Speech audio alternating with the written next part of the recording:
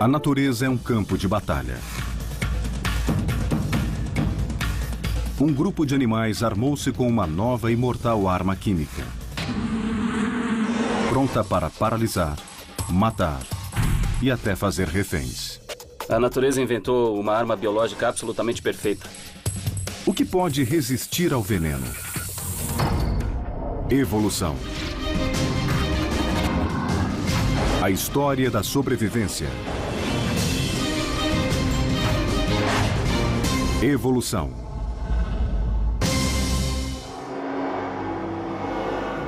No calor ardente do interior da Austrália, a serpente mais venenosa do mundo, a taipan, tocaia sua presa. A mordida da taipan é 7 vezes mais tóxica que a da cascavel e tem veneno para matar 60 homens. Ao entrar na toca de um rato, ela está armada e é perigosa.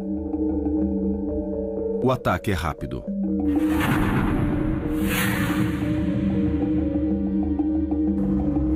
Em segundos, o rato tem convulsões, enquanto seus órgãos são atacados por toxinas que o levam à morte. Veneno. Se você for uma cobra, ter veneno é um ótimo trunfo, porque isso quer dizer que você pode atacar um organismo, injetar veneno nele e depois soltá-lo. Nem tem que lutar com ele. Por centenas de milhões de anos, os maiores predadores confiaram na velocidade, no tamanho e na força para dominar as vítimas. Mas o veneno mudou esse equilíbrio.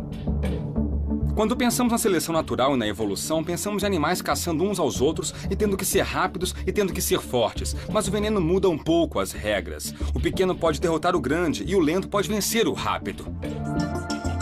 Em uma gota de veneno há muitas toxinas. Um mar de substâncias exóticas. Algumas complexas. E outras tão estranhas que os cientistas demoraram anos para copiar apenas uma delas. O veneno é uma arma tão potente e bem-sucedida que evoluiu independentemente em animais muito diferentes. Das células da água-viva, como a caravela portuguesa, até as presas da aranha de teia de funil. Existem insetos venenosos, tubarões venenosos e até um mamífero venenoso, o ornitorrinco. Como essa arma poderosa evoluiu? A resposta pode estar em um laboratório na Austrália. Qualquer pesquisa sobre veneno deve começar com os animais que mais mataram homens. As serpentes. O cientista-chefe é Brian Fry, o especialista mundial na evolução do veneno das serpentes. É uma serpente magnífica.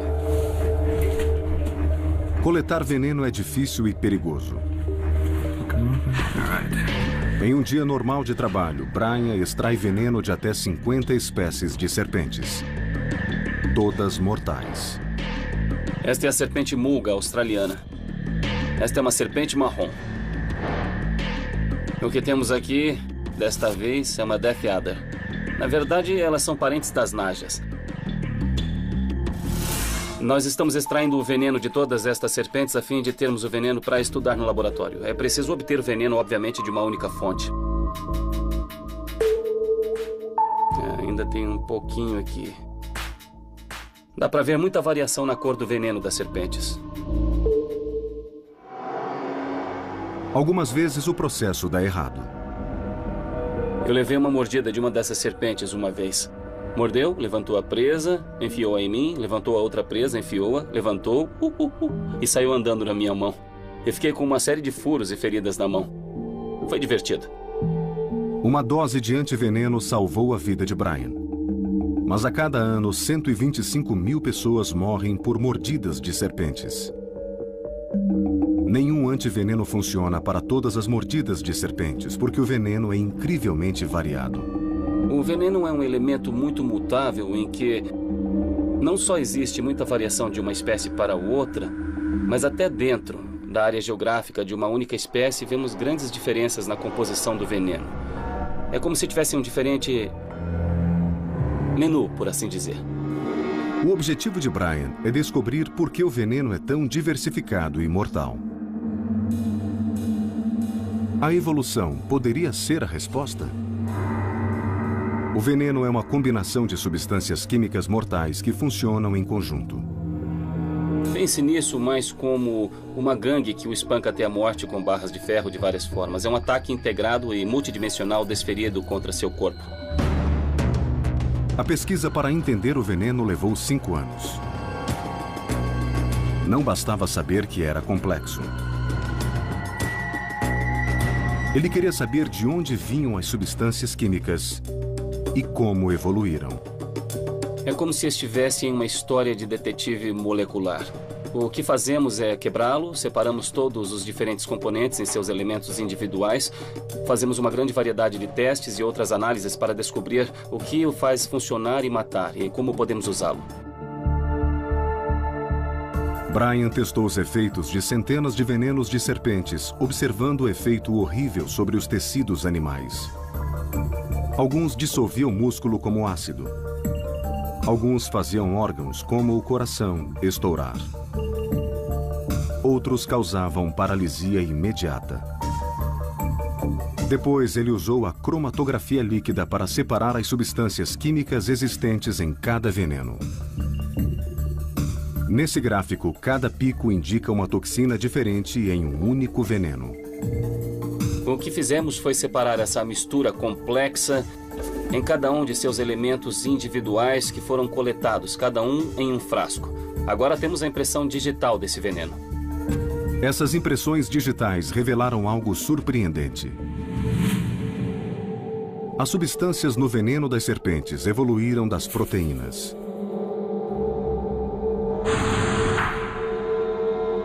Dos elementos universais usados pelo corpo dos animais para governar as funções corporais mais importantes.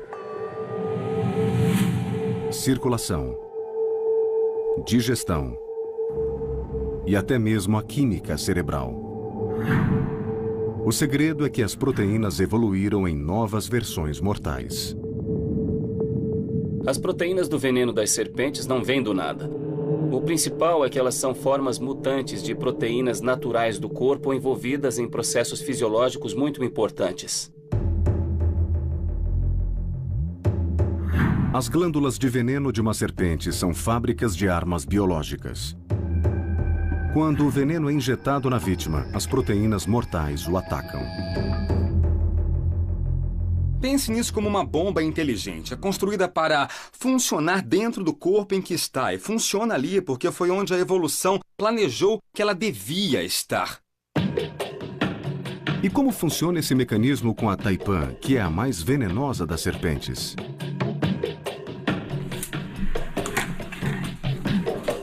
Para ver os efeitos do veneno em ação, Brian faz um teste com seu sangue. Tiramos um pouco, não tão pouco, do meu sangue e vamos usar isso. Vamos adicionar o veneno de Taipan em um frasco e deixar o outro frasco descansar. Então poderemos ver a diferença. Estou acrescentando o veneno de Taipan ao sangue. Este é o meu sangue, sem nenhum veneno. E este é meu sangue com veneno de Taipan. Dá para ver o que aconteceu. Ele se tornou um coágulo sólido. Agora imagine se este sangue fosse o sangue que está dentro de mim. Obviamente, isso não seria nada bom. Ao fazer esses milhões de pequenos coágulos, todos os fatores de coagulação do sangue serão usados. Isso significa que não será mais possível coagular e você sangrará pelas gengivas, orelhas, nariz, por todo o corpo. Não é um bom jeito de morrer. O veneno da Taipan evoluiu das proteínas que formavam coágulos no sangue para curar feridas. Depois de injetado, ele reduz o sangue da vítima a uma mistura de coágulos e de líquido que vaza pelos orifícios corporais. Quando uma Taipan morde uma pessoa, o veneno penetra no corpo e bombardeia o sangue com milhões de coágulos. Isso gera uma reação em cadeia, que para o fígado, os rins e os pulmões. Basta menos de uma colher de chá. Um mistério permanece sobre a taipan. Dentre as milhares de espécies de serpentes, por que o veneno dela é tão poderoso? Brian acha que existe um motivo. Esta é a taipan australiana em toda a sua incrível glória. Ao contrário das outras serpentes australianas, ela se especializou em comer presas muito perigosas. As serpentes normalmente não tentam caçar esse tipo de presas, como o rato gigante ou o rato comum nativo, porque esses são animais que poderiam ferir ou até matar a serpente. Nestas imagens, vemos um rato comum mordendo uma taipan. É por isso que em milhões de anos o veneno da taipan evoluiu e se tornou mais forte, a fim de imobilizar a presa o mais rápido possível. A ciência resolveu o mistério de como as serpentes venenosas criaram essa arma. Mas ainda restam mistérios. Quando evoluiu o primeiro veneno? De onde ele veio? O biólogo Brian Fry descobriu como as serpentes criam armas biológicas, com venenos muito diversificados e que continuam a evoluir, conforme as serpentes adaptam o veneno a seus vários habitats, até mesmo embaixo d'água. As serpentes marinhas são incrivelmente venenosas. E o motivo disso é que no ambiente aquático, elas não têm o luxo de rastrear a presa. Se a presa fugir, está acabado. Outro animal como esta arraia teria uma refeição fácil. Por isso, elas precisam de um veneno muito forte para garantir seu alimento. As serpentes marinhas evoluíram das serpentes terrestres há apenas 30 milhões de anos e ainda estão refinando seu veneno. Isso prova que o veneno das serpentes está se adaptando. Mas quando essa evolução começou? Quando Brian começou sua pesquisa, supunha-se que o veneno fosse recente. Ele está ligado às incríveis presas das serpentes.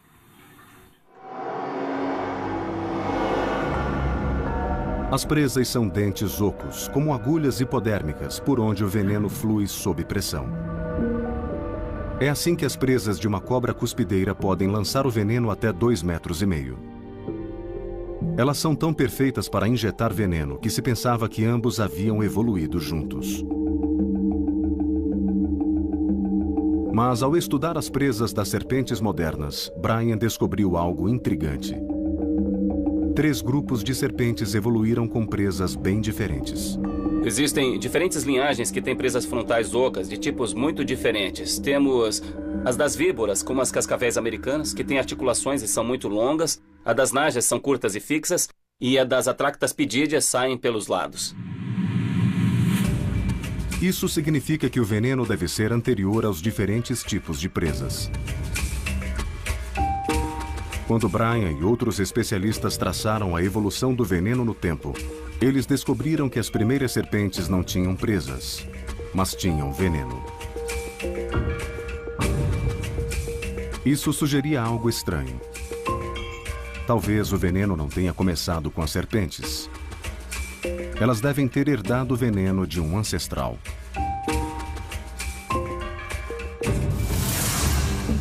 As serpentes evoluíram dos lagartos há 100 milhões de anos. Seriam eles a fonte? Brian decidiu estudá-los. Eles mordem com uma obstinação, hein? Melhor a calça do que minha mão. A teoria de Brian era contrária ao senso comum. Pois das 5.000 espécies de lagartos, conheciam-se apenas 2 venenosas. E elas são exceções evolutivas. Brian decidiu procurar outros lagartos venenosos, começando pelos mais antigos do mundo. Os varanos, como o dragão de Komodo.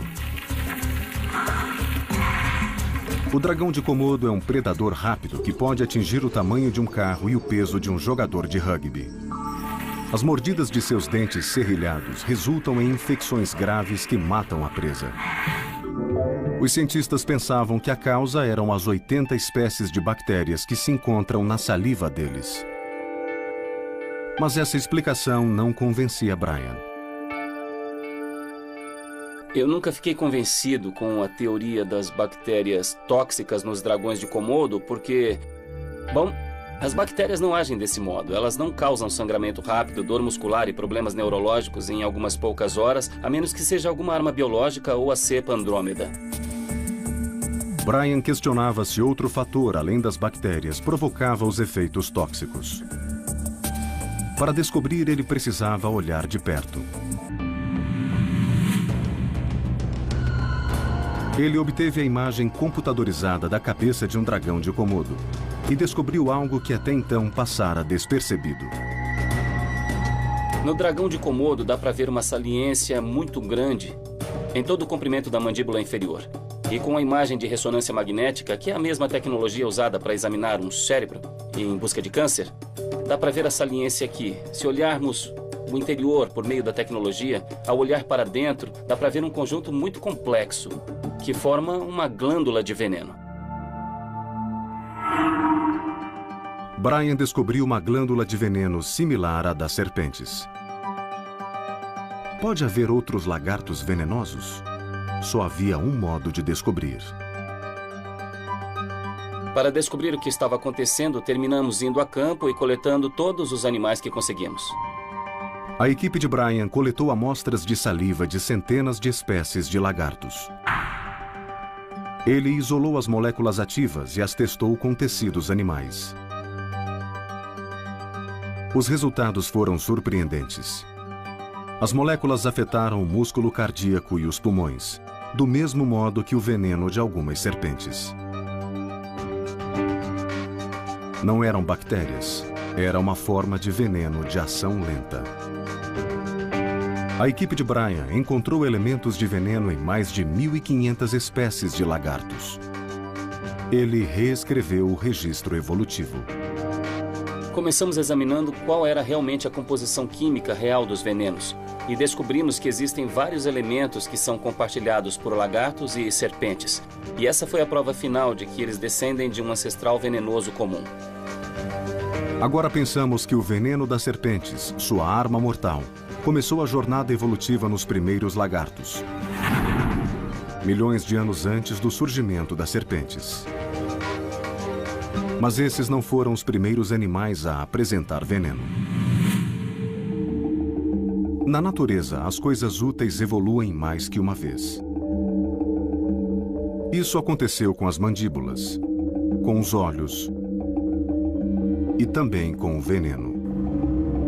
O veneno apareceu em vários grupos diferentes de animais ao redor do mundo. Apareceu em peixes, em mamíferos, em insetos, de modo independente. E depois de aparecer em um grupo, ele continua porque lhes dá muita vantagem sobre os animais contra quem eles competem.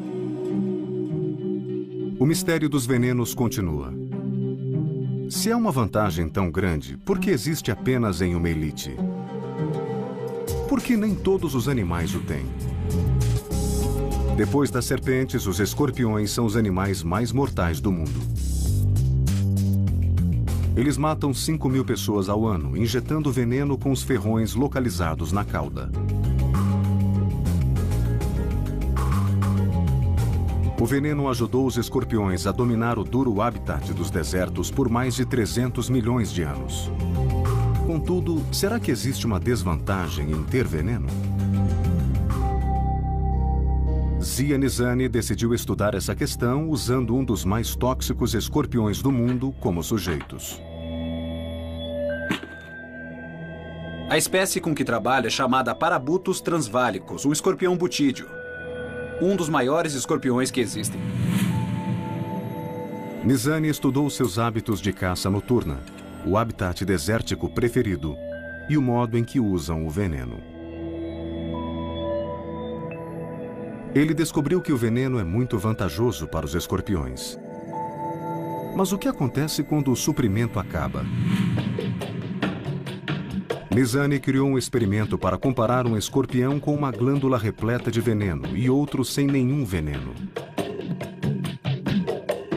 Ele usou um pequeno tanque de oxigênio para medir as taxas de atividade e encontrou uma incrível diferença. O escorpião sem veneno usou 50% de energia a mais que o escorpião cheio de veneno. Ao ficar sem veneno, o corpo de um escorpião mostra os mesmos sinais de fadiga extrema que um maratonista depois de uma corrida. Como um atleta que luta para recuperar proteínas e eletrólitos, um escorpião sem veneno dedica sua energia para reabastecer sua arma mais importante. O veneno tem uma desvantagem, não pode ser usado várias vezes. Você tem que usá-lo e depois fazer mais. A cada vez que você usa, tem que produzir mais com o seu corpo, e isso tem um custo energético. O veneno tem outra desvantagem para o escorpião. Depois de usá-lo, o animal fica indefeso por alguns dias.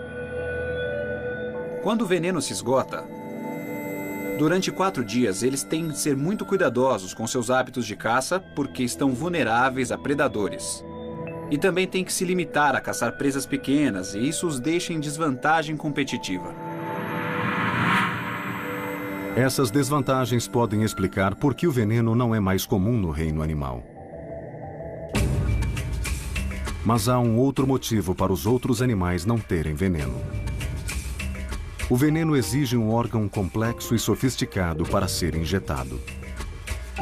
Para poder ter um veneno, você precisa ter também um modo de injetá-lo. E existem muitos modos diferentes em que isso evoluiu. Podem ser as presas de uma aranha, o ferrão de uma raia, os espinhos de um peixe-pedra, o aguilhão do ornitorrinco, etc, etc, etc. Cada um deles tem seu próprio modo único de injetá-lo. Esses órgãos especializados gastam muita energia, o que torna o veneno uma super-arma e também uma das inovações biológicas mais caras que os animais já desenvolveram. Os animais venenosos têm um dilema. Possuem uma arma mortal com alto gasto de manutenção. Cada um deles criou um método preciso para tornar o veneno o mais eficiente possível. O mais bem-sucedido é um animal que transforma as vítimas em zumbis.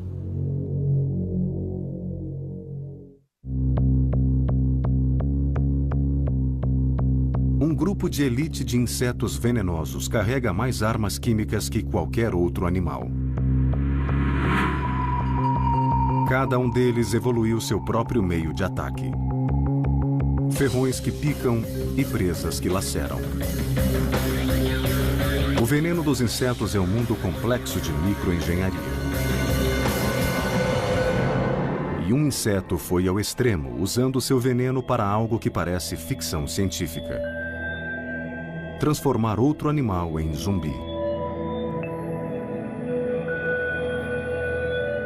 Estas são as vespas joias.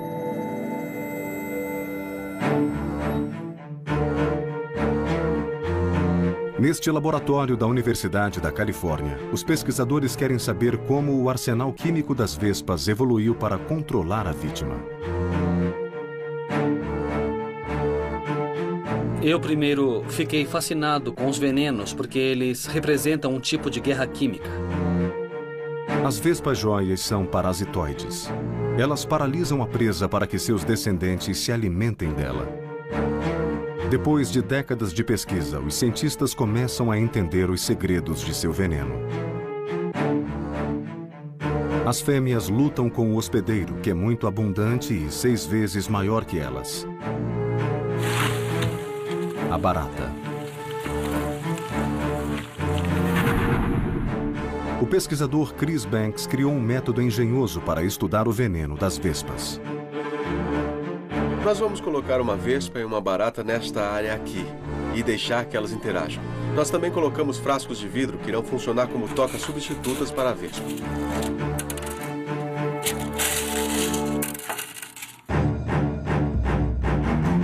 Uma vítima inocente é colocada primeiro no local. A barata não está acostumada a ser ameaçada por animais tão pequenos. O palco está pronto para a batalha e a vespa é solta.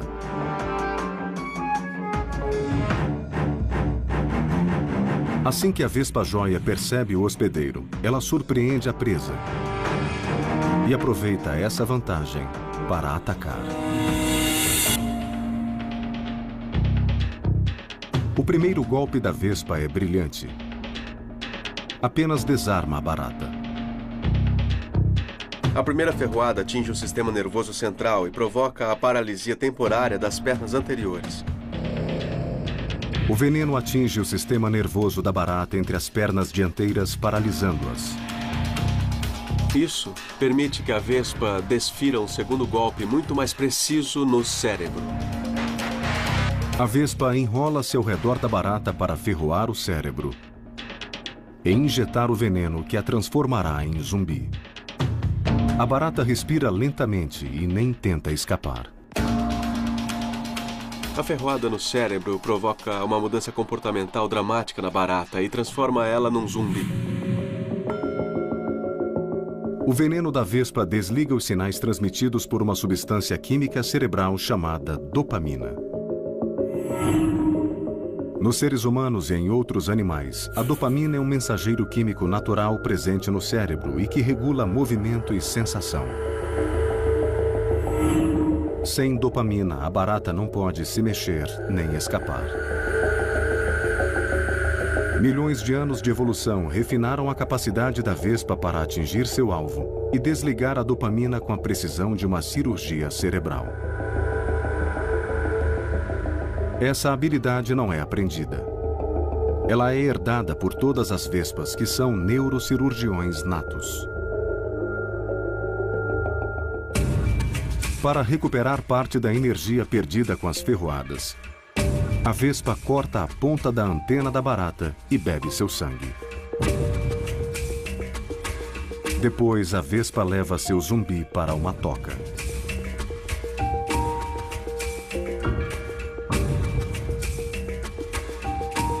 Mas se a vespa é tão hábil com seu veneno, por que não dá um golpe mortal? O veneno é usado para defesa, é usado para alimentação, mas os parasitoides o usam para algo totalmente diferente, o usam para reprodução. Dentro da toca, a vespa põe um ovo na barata. A precisão da vespa faz sentido, pois a sobrevivência da espécie estava em jogo. Seus filhotes dependem da execução perfeita da ferroada. Depois, a barata indefesa é presa dentro da toca. Por mais de uma semana, o veneno da vespa mantém a barata calma e submissa, enquanto a nova larva começa a comê-la viva. Daquele único ovo, emerge uma larva. E depois de 3 dias, ela fura a perna da barata e suga sua nutrição do sistema sanguíneo da barata zumbi. É hora do teste da seleção natural. Se o veneno for pouco ou a mira for errada, a barata fugirá. Se o veneno for demais, ela morrerá na hora, destruindo a fonte de nutrição da larva da vespa.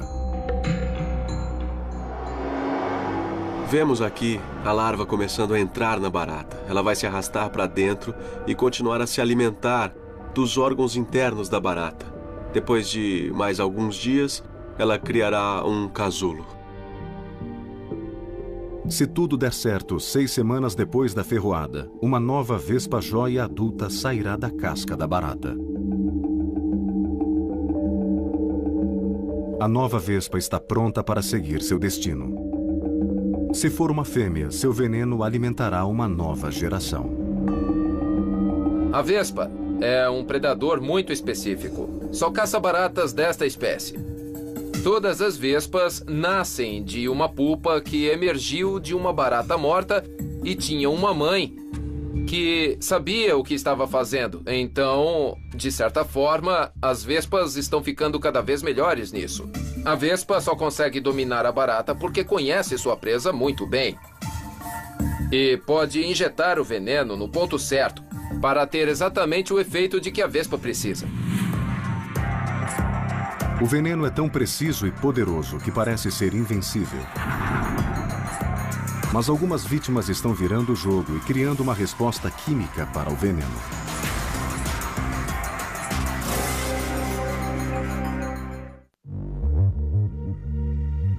O veneno da cascavel é tão forte que pode matar um homem.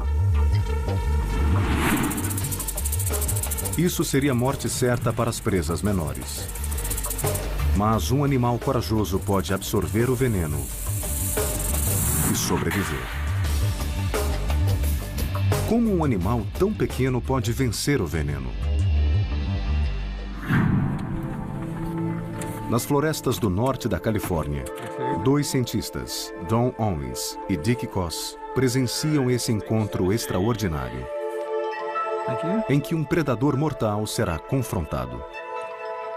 De um lado, o esquilo da Califórnia, e do outro, seu adversário, a cascavel do Pacífico Norte.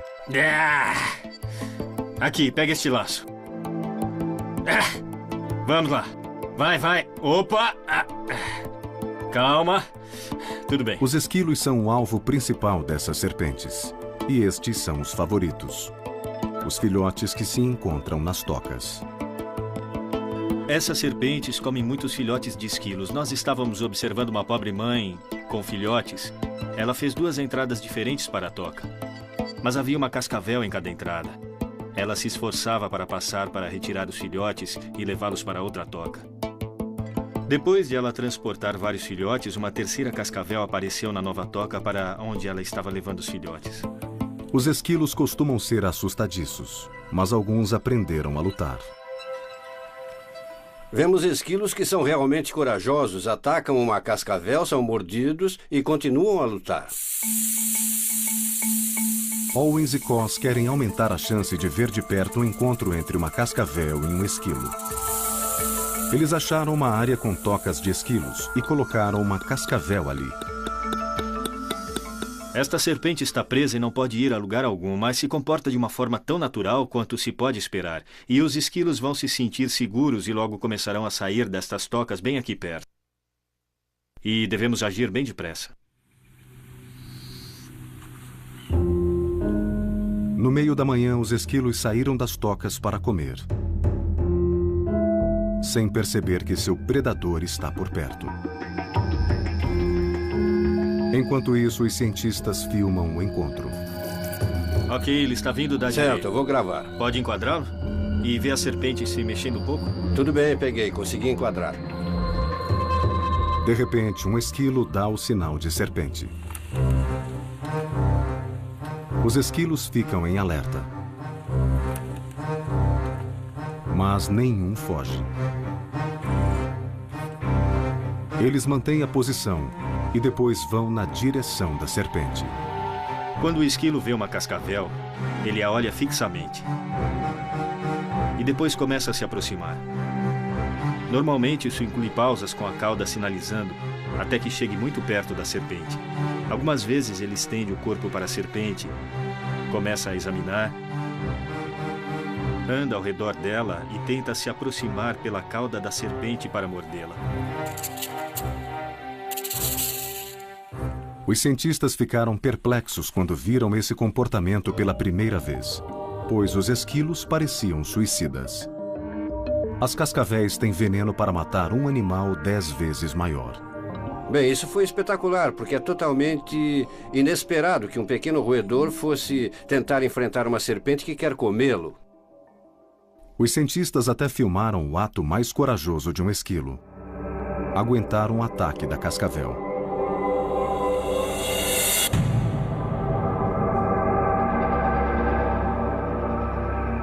E não foi a primeira vez que viram isso.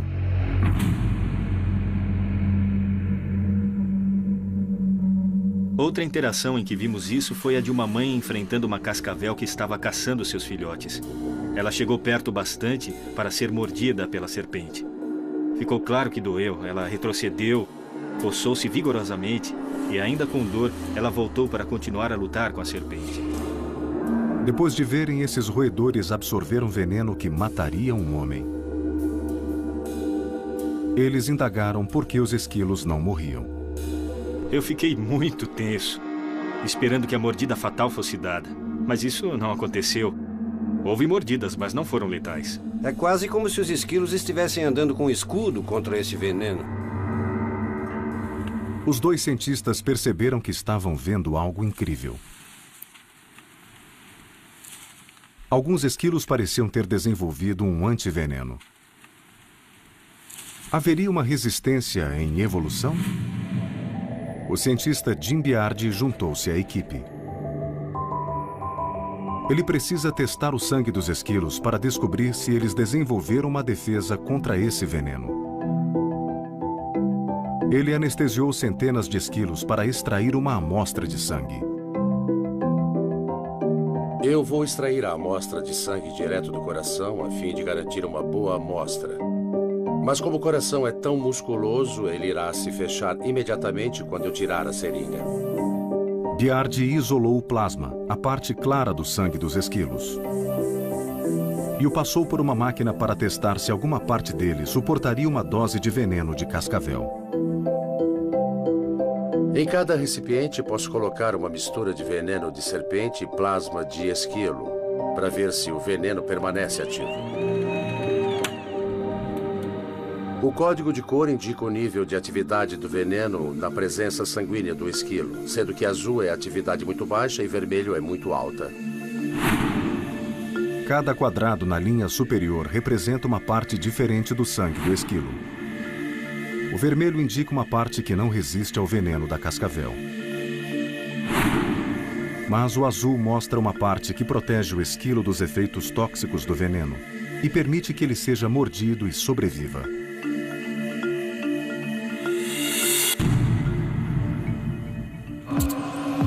No decorrer de milhões de anos, os esquilos evoluíram resistência ao veneno da cascavel.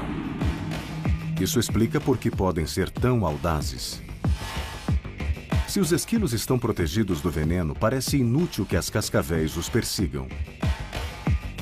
Mas há um grupo que ainda é vulnerável: os filhotes.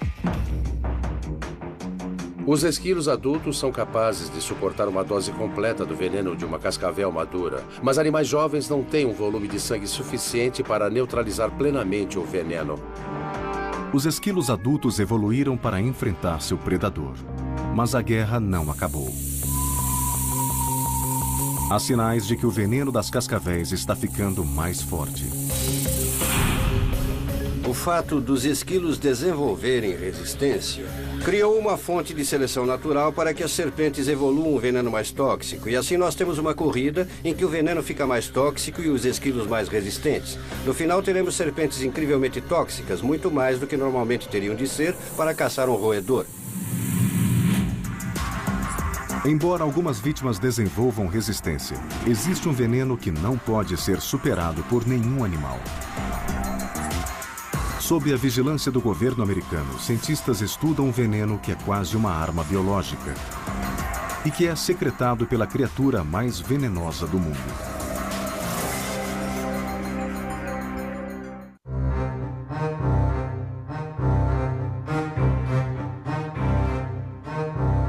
Em um laboratório de segurança máxima em Utah, espreita a criatura mais venenosa do mundo. Seu veneno é tão letal que é monitorado pelo governo americano. Considerados como uma ameaça bioterrorista em potencial e, por isso, eles são regulamentados pelo Departamento de Segurança Nacional. Os animais com essa arma biológica são surpreendentes. Não são serpentes exóticas, nem lagartos gigantes. São lesmas. Lesmas assassinas. Uma ferroada pode paralisar um homem em segundos e matar em 4 minutos. Existe uma espécie especialmente perigosa. 70% das pessoas que são ferroadas por essa espécie em particular morrem. Por que uma lesma precisa de um veneno tão tóxico? Quando pensamos em uma lesma, pensamos lento. Quando pensamos em um peixe, pensamos rápido. Então, como uma lesma pode se alimentar de um peixe? A resposta é o veneno. É assim que elas conseguem. Elas têm um incrível mecanismo de injeção de veneno que é quase instantâneo. Para usar o veneno, as lesmas da família dos conídeos tiveram de evoluir. Primeiro, a lesma examina um alvo com um sifão. Quando percebe a presa, estica uma tromba venenosa. Dentro do corpo da lesma, um arpão minúsculo, repleto de veneno, é lançado pela tromba e atinge a presa. Há um choque de excitação e aí vemos o peixe ficar rígido e ser puxado. O medo de que terroristas possam usar o veneno da lesma é um dos motivos do estudo de Oliveira.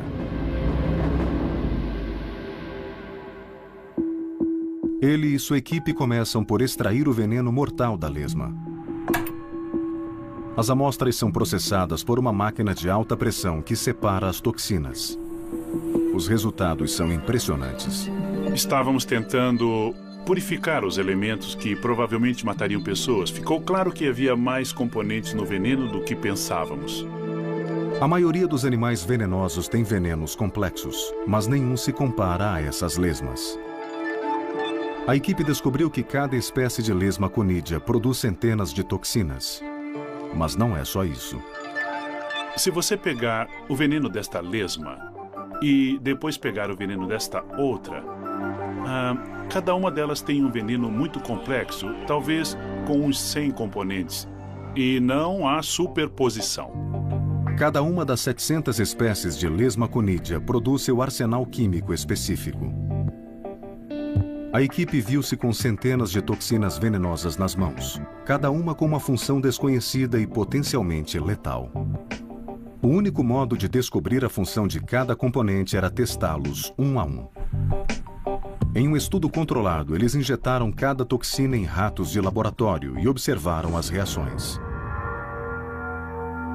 Um componente os fez dormir. Outro componente fez os ratos se coçarem o dia todo. Havia um componente que fez os ratos correrem em círculos.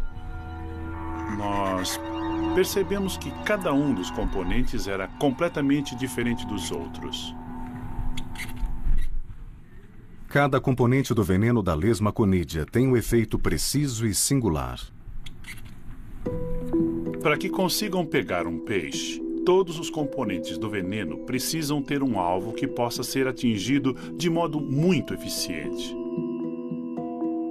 E este é um cenário evolutivo em que se acaba por ter substâncias altamente específicas que compõem o veneno. Com a pesquisa de Oliveira, os cientistas do mundo todo perceberam que as lesmas conídeas não são assassinas. Elas são farmácias vivas. As mesmas proteínas naturais que as lesmas modificaram para criar toxinas poderiam ser alteradas pela ciência. Desta vez, para ter um efeito preciso na luta contra a dor, a epilepsia e até Alzheimer. Então, o que o veneno tem a ver com os nossos medicamentos? A resposta é que o veneno foi produzido pela seleção natural para ter um efeito muito específico no corpo de um animal. Assim, existem moléculas no veneno e elas interagem com as moléculas dentro do corpo, então alguma coisa acontece. E é exatamente isso que os nossos medicamentos são criados para fazer. Assim, se estiver procurando por um fármaco que irá ter um impacto sobre o corpo de um animal, o veneno é um ótimo começo. As lesmas conídeas têm os genes que mais depressa evoluem no planeta. E estão sempre desenvolvendo novas moléculas que podem se transformar em remédios poderosos. Achamos que existem cerca de 100 mil diferentes peptídeos bioquimicamente ativos. Considerando que só conhecemos 2 mil deles, ainda há um imenso potencial para a descoberta de remédios. As lesmas conídeas não são a única fonte. As substâncias extraídas de todos os animais venenosos podem ser usadas como fármacos. A toxina da serpente taipan, que afeta o sangue das vítimas, está sendo pesquisada para impedir hemorragias em cirurgias. Pessoas com alguns tumores cerebrais são tratados com versões radioativas do veneno do escorpião. A incrível variedade dos venenos é o que os torna tão úteis. A maldade absoluta e engenhosa usada para criá-los significa que podemos estudá-los, descobrir como funcionam e depois modificá-los para poder usá-los como remédios. Mas o que acontece é que a natureza já fez todo o trabalho para nós. Só precisamos descobrir o que ela fez. Como assassino ou remédio, o veneno é uma das inovações mais versáteis e admiráveis da evolução. Os animais continuarão a usar o veneno na luta pela sobrevivência. Mas os seres humanos vão se beneficiar muito com essa evolução contínua.